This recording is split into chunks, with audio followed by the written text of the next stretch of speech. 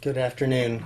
I'm Reverend Will McGarvey, Executive Director of the Interfaith Council of Contra Costa County, and I'm blessed to be here in conversation with our Vice President Terri Moss from Temple Isaiah. And as we get started with a little interview on interfaith, I'm going to share with us prayer from Rabbi Nachman of Breslov, 1772 to 1810, celebrated rabbinical teacher and mystic of Eastern Europe and Hasidism. May I be alone. Grant me the ability to be alone.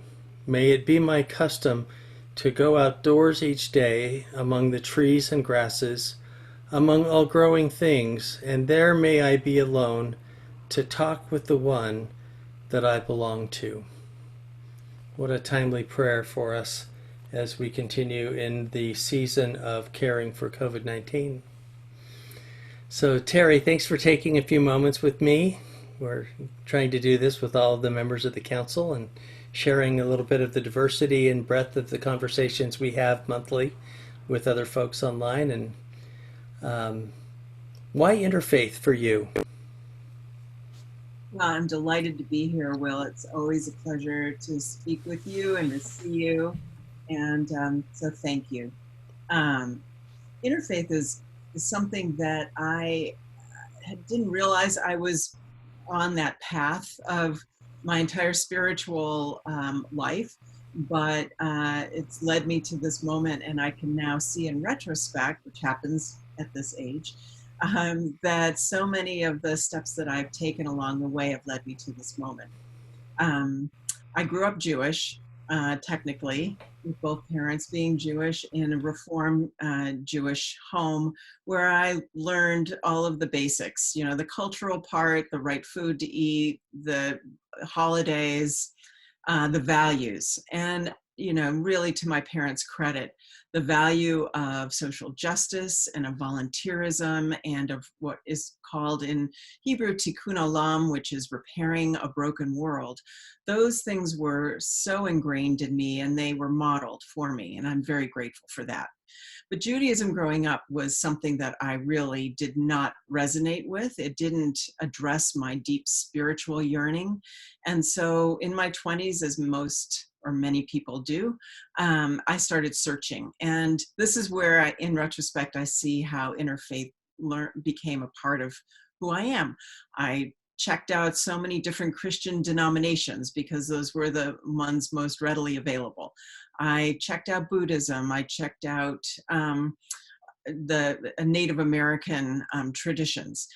For some reason, Islam and Sikh and Hinduism weren't part of my initial journey. But the mindset that I had was that I was open to trying lots of different, you know, points of view and traditions. Eventually, there was something lacking, though, and I felt that I was denying this big part of who I was, which was my Jewish heritage. And I ultimately married a Jewish man who was ironically ended up being more of an interfaith experience as well, because he was raised in a much more Orthodox, conservative home than I was, and I had to learn how to keep a kosher home and, you know, put mezuzahs up on the walls and all this stuff that was not a part of my growing up. So I had to learn how to negotiate in an interfaith way, even though we were both Jewish. Ultimately, it led us to Temple Isaiah, which is a Reform synagogue in Lafayette. And when we had a son, we decided to raise him Jewish at Temple Isaiah, and that's where my reparenting began with Judaism, where I learned the Judaism of the 2000s is very different than the one that I grew up with. They actually even had a spiritual component that had been elevated into our conversation and into our everyday practice, thanks in large part to Rabbi Shanks, who introduced this concept called Musar, and the rabbi that you quoted is a big part of that. part of that training. Anyway, Musar believes in, that we all have the spiritual curriculum, and that we're on a path to, part of our path is to learn what that is and to become mensches, which is a term for being basically a good person.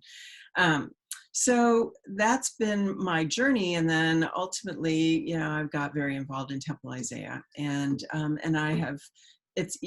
I've incorporated Judaism into my eclectic spiritual practice, but I've so appreciated the importance of embracing and being open and not feeling threatened by, but learning from different faith traditions. And in recent years, have seen how when there's an attack against one, there's an attack against us all. And that when we band together and support one another, whether it's Islamophobia and we surround mosques in support, or it's anti-Semitism and everyone in the community participates in our Friday night Shabbat services, it's just a level and depth of connection, and that can't be replaced in any other way. I'm also involved in Neighbor to Neighbor Interfaith Women's Circles, which is a partnership between Temple Isaiah, Lafayette Presbyterian Church, and the San Ramon Islamic Center. And there are now 7 women's circles made up of these 3 women in these 3 Abrahamic faiths. And it's been a tremendous opportunity. We meet monthly in various homes, or now we meet by Zoom, and we learn about one another's faith traditions. And right now it's Ramadan, and I learned how to say, now I'm going to get into trouble here, Ramadan Mubarak or Mubarak Ramadan. I'm not quite sure what the order of the words are, but it works either way. It works either way. Good. Okay. And I've been thinking about my Muslim sisters and brothers, but the women who are fasting all day, and every night at like 10 o'clock as I'm getting ready to go to bed, I'm wondering, are they still eating? What are they doing? I didn't have that experience before. One of the most incredible experiences was one Christmas day. I'm walking the Lafayette Reservoir, and I was feeling kind of lonely. It's Christmas Day. It's like not my holiday. And I saw 2 women who were dressed in hijabs, and they were walking towards me, and I kind of screwed up the courage to say salam alaikum, and you would have thought that they were hit by lightning. They hadn't expected that, and they said, I think, alaikum salam. They greeted me in return, and again, I may be messing up the words, but the intention was there, where I saw them and they saw me.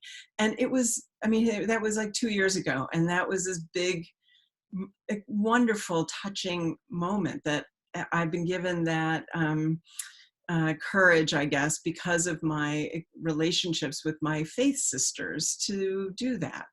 And I guess just to move into the present, Temple Isaiah has made the conversion to Zoom everything, and it's been remarkably successful. It's amazing when you can just sort of roll out of bed and go to Torah study at 8:45 in the morning. All of a sudden, let's do it, why not? And it makes things remarkably easier to join. That's not to say it's got the same kind of resonance and connection as in person, but it's it's got a lot of advantages. And whiteboard markers smell. Yeah, no whiteboards, no. But, and I think it's helpful when our clergy knows how to use Zoom and makes it in this weird way intimate. They get up close to the camera, they look you straight in the eye. It's so, all of our services are now on Zoom. We just had a big fundraising gala on Zoom with like 300 people and videos and music, and it was tremendously successful, and we didn't have to pay a hotel. So, or any food. And the theme was, it was Zoom Gala, and it was party on top, PJs on the bottom. And so it was so fun. And actually, I was on the flyer and showed the full look. It was fun with our favorite beverages, and of course, the beverage of the moment was Shirley Temple, and mine was, I drink coffee and smoothies, so that was mine. It's so fun just hearing how different congregations are finding new ways to connect and make meaning and still provide worship or social hours. My congregation does our social hours on Wednesdays at noon. That's when we check in. Uh-huh. Oh, there's a spiritual check-in that Temple Isaiah does Monday through Friday. And what's great about that, it's just a half hour, 10 to 10:30. I'm always out walking. And so I phone it in and can listen to people checking in. And we do a prayer and for the healing of the planet and healing for people who are suffering. So I'm walking the canal trails singing Misha Bera, you know. It's made Judaism very portable. It's kind of interesting. So it's interesting that Musar was so pivotal for you. Mm. And as you think about all of the different spiritual practices of different traditions that you've tried on for size, what are the most meaningful for you? Of the other traditions? Of any tradition Oh, that you've sure. learned about or that's continues to be a part of your Jewish tradition? Sure. Well, one of the things that was really lacking for me in Judaism was meditation and mindfulness, what's now called mindfulness. But meditation was something that I started doing because I wanted to have a personal relationship with God. And I didn't know how to do that in Judaism. That didn't seem to be important when I was growing up. Meditation was my attempt at creating a relationship, a personal relationship with God. There's this saying that prayer is talking to God and meditation is listening to God.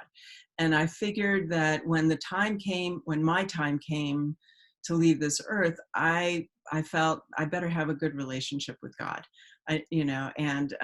So that's been kind of my goal and over the years. And so I meditate every day.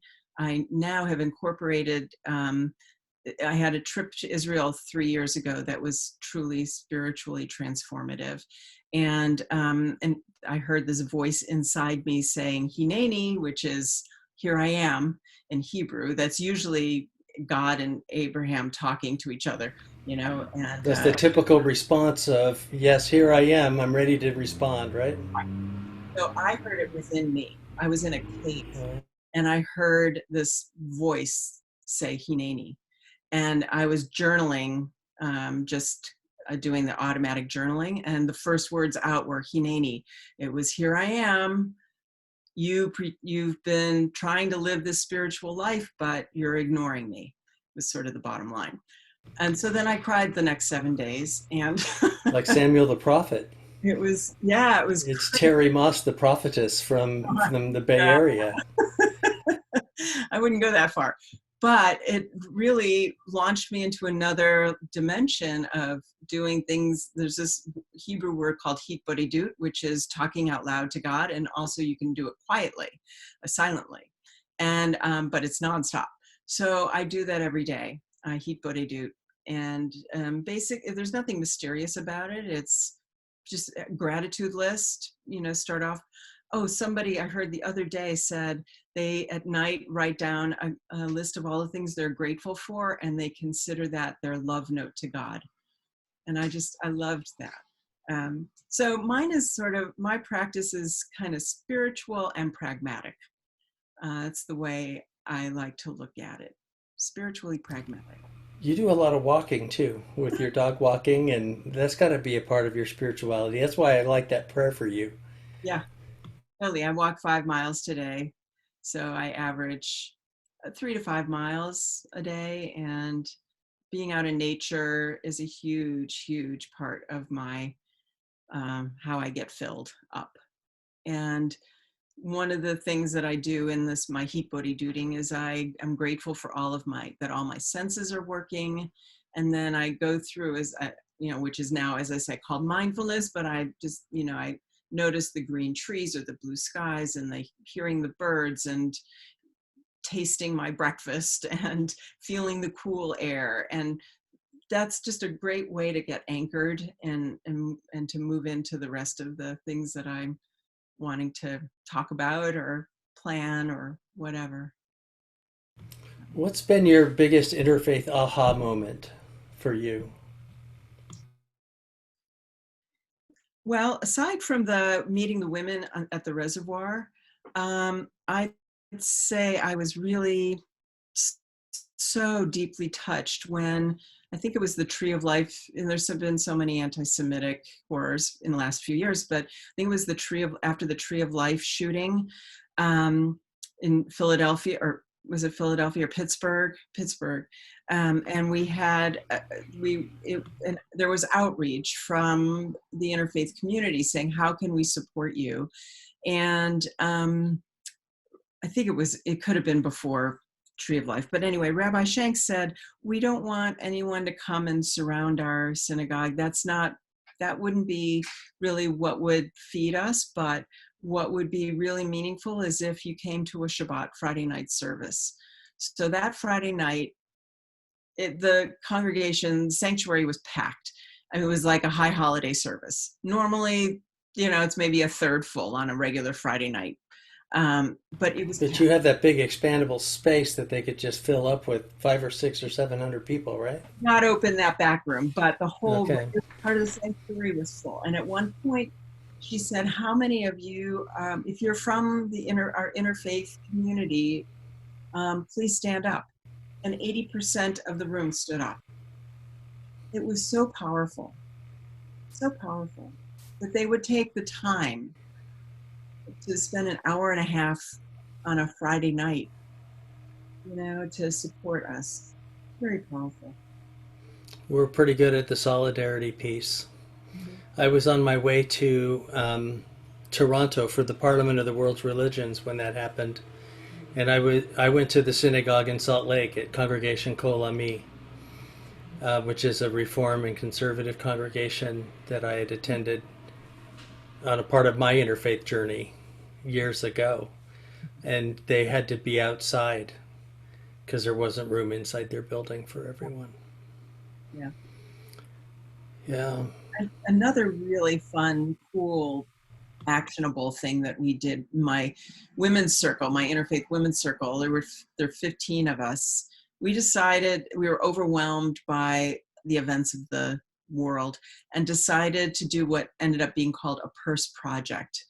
And originally we were all going to each bring a purse and various shampoos and whatever, and fill them up and give them to a local homeless shelter.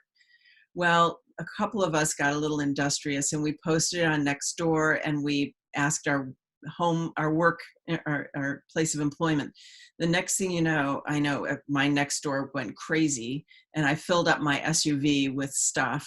And we all showed up at this, one of our Muslim sisters' homes, and for our meeting, we unloaded and filled up her living room with piles of things. We were all so overwhelmed.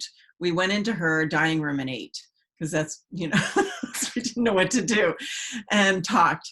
And then at a certain point, it was like 8:30 at night. We thought, well, we better do something. So with all this stuff. And then it was like this big light bulb went off of organization. We all took our stations. The next thing you know, we had a whole assembly line set up, and we would take a purse or a bag and we'd take it along and people would drop things in. And we assembled over 100 purses that night, and well over 100, it might have been 300. And then we distributed them to homeless shelters. We went to Oakland and handed them out to individuals. And it's just people without homes is, I think, a better term. And that inspired doing a larger, more public event at Walnut Creek Mosque. And we did it again. I think I saw pictures of that one. Yeah. So that was a really again, our faiths all share that value of social justice and caring for those who are less fortunate. We have a lot more in common. Yeah, We have that's a lot right. in common, and yet we don't have to be the same. And in fact, it's important to honor our differences and to learn about them, just to learn and be curious. I think curiosity is probably the most important. In Musar, we'd call it a midah, or character trait, but it's just an important perspective and mindset to have in interfaith I curiosity. think some folks get a little defensive with it when they've experienced interfaith. I think maybe early in the early days of the interfaith movement, 100 years ago, or whenever it really began. It's been, I mean, interfaith's been going on forever if you really think about it. Wherever there's cross-cultural interaction, there's interfaith, because our faith teachings and values are so intertwined with who we are as people culturally and even linguistically. But I've seen some people be afraid of interfaith for fear that it just lowers everything to the lowest common denominator of what we have in common, rather than celebrating those differences. And it's really in those differences I see the beauty of each of our cultures and traditions, and building holy envy, as Barbara Brown Taylor writes in her book, that when we have those interfaith moments, we can sometimes be invited into that holy envy that makes us wish that we knew Hebrew better, so we knew how to pray. I know that whenever I go to services at Temple Isaiah or B'nai Tikva or B'nai Shalom, or with Rabbi Dan at Beth Haim, that my Hebrew starts coming back by the end of the service, and that's always good for me to be able to get that back. I probably need to attend more Shabbat services to be able to keep it on a more regular basis. But And that holy envy is so, when we're able to experience that and see the beauty and hear just the nuanced differences from what we might have experienced ourselves, to say, oh yeah, that element of compassion expands my own view of compassion now. right. Yeah, my interfaith women's circle has really elevated those moments, where when one of the topics was fasting. And I learned so much about what the fast of Ramadan means, to my Muslim sisters. And then we once talked about the death and rituals of in just period, and between, it's very prescribed in Judaism, and it's very similar in the Muslim tradition. And the number of days before you bury, the white, wrapping the body in white, it was just really incredible. So we're talking back and forth that the Muslim women and us, and we're just talking about, oh, we do this, and oh, we do that. And the Christian women were sitting there, kind of jaws dropped, and they said, we want to do that. We just have a memorial service when it's convenient. We want That's so amazing that the community comes and brings in food, and you pull back, and just really wonderful that And if whole. the Christians realized how similar Jewish and Muslim and Syriac Christian cultural traditions are, they might even recognize how much they've lost just Mm, by being a part of a Christianity that's been here in the United States for the last 250 years, and has kind of lost some of those connections to the earliest forms of Christianity in the Middle East. yeah, I think one It's of the also fascinating. that they really loved was this idea that you can pull away when you're Hmm. mourning and when you're in grief. I found this on the web. That you don't have to continue in the world, that it's okay to pull back. And I think that gets back to our COVID life right now, that we all are experiencing a roller coaster of emotions, of grieving, whether it's grieving death or grieving a loss of certain freedoms. Um, right now, I'm grieving the fact that we're probably not going to have a choir and for high holidays. And I Me can't too. even I say, really miss my music. oh my God. And just, there was a thing on Facebook about choirs just not gonna happen, which you can understand with the way you project when you sing. But that's just makes me very, very sad. My So friend's a choir teacher at a university in Alabama, and he was lamenting that, but also saying what it would take for the university choirs to start coming back. And because he also does faith music in different traditions, um, just allowing this conversation to occur about what needs to happen for us to be safe together. And I've been hearing of a cousin of mine in Utah who's pagan, who meets in a park, and they all sit 10 or more feet away from each other in a big circle, and that's how they do their singing. mm, But that's what the Italians have been doing too, right? yeah, To support one another, singing out of their balconies so that everyone can hear their music and share their instruments and be a part of community that belongs. and who knows? Maybe we'll find some innovative way to sing. I don't know. Hard to imagine that, but in my better moments, I feel that these kinds of this situation calls for us to come up with an innovative solution, and that all of these things that we took for granted, that well, of course you're going to have baseball and football and basketball. No, poof, it went. So Yeah, that's right.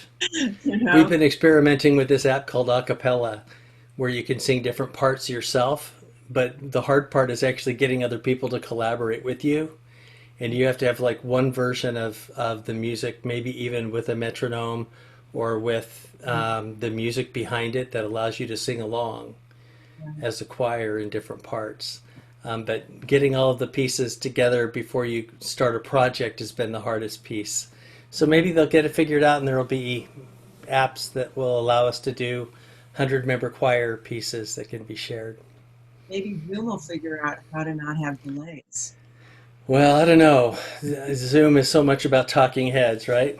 Yeah, true. We've had to figure out how to lead in our Zoom worship services. We have one person sing at a time, so we have two voices. One will sing verses 1 and 3.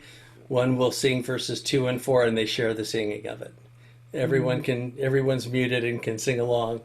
Right. Um, but we've tried to be as creative with the new words that really recognize the season that we're in, and how we need to be able to be there for each other and be able to ask for help when we need it too. Yes. True. So that's why the Meaningful Mondays have been so important, to give folks a chance to share what's been meaningful for them, what part of their faith tradition continues to speak to them during these times, sharing some of our best practices with Zoom worship or um, live streaming. But in some ways, we may, especially until there's a vaccine, we may end up being, even if we're allowed to go back into our spaces, I'm sure that a significant number of our older folks are going to need to be included electronically in whatever we're doing, since they can't put themselves at risk physically and health wise. That we're going to have to keep some component going until there's the ability to be able to feel safe in public worship again. Right. I think so. And that was another thing that just sort of struck me, is that this whole idea of wearing a mask. You don't wear a mask to protect yourself. You wear a mask to protect others. And anybody who has any kind of faith tradition should get that and should understand that, and not, my judgment, feel that it's an imposition on their liberty. It's really Yeah. an expression of their caring to somebody else. And it's hard to see even some of our own co-religionists maybe going through resisting orders like that, and watching some of our co-religionists being targeted by political leaders for, like, Bill de Blasio with some of the insensitive remarks that he made about the whole Jewish community when he was trying to speak about one particular Jewish community in New York where there'd been a lot of deaths and the need to keep the physical distancing going. Right. So, Yeah. and so we Well, continue to stick up for each other and remind each other that we belong to each other and live out this life of faith and celebrate the differences. for sure. And you never know when that next aha moment's going to be. Yep. And we need each other. We really, I mean, if anything, this pandemic has shown us that it is such a small world, and to be divided is just not helpful. And we can't ignore the health disparities that we're seeing. Native Americans and African Americans and other poor, so many people that experience poverty in our country just not being able to have the same level of health or health care. And when something like this comes along, it just exposes all of that inequity. So it gives us plenty of opportunity to share our faith voices on behalf of all people as well. Sure. I think that we need to remind people. I think there's a certain just a reminder that we all need to be elevated up to this level of having the access to care and protection, regardless of how many zeros we're earning, after in our salary, and that everybody, that healthcare truly is a right, and that if we focus on the health of everybody, then everything else will fall into place. It makes our whole community that much healthier. Sure. Terri Moss, thank you so much. Thanks for being our vice president and moving into being our president next year. I appreciate your presence on the council and on our governing board. Thanks for all that you do, and thanks for keeping the spiritual path connected with all that we do on the council as well. Really appreciate that. We'll sing together sometime. Okay. Sometime soon. Even if it's just on Zoom, we'll try it. Okay. Sounds good. Just always an honor to speak with you. Always a pleasure. Really. Be well. Thank you.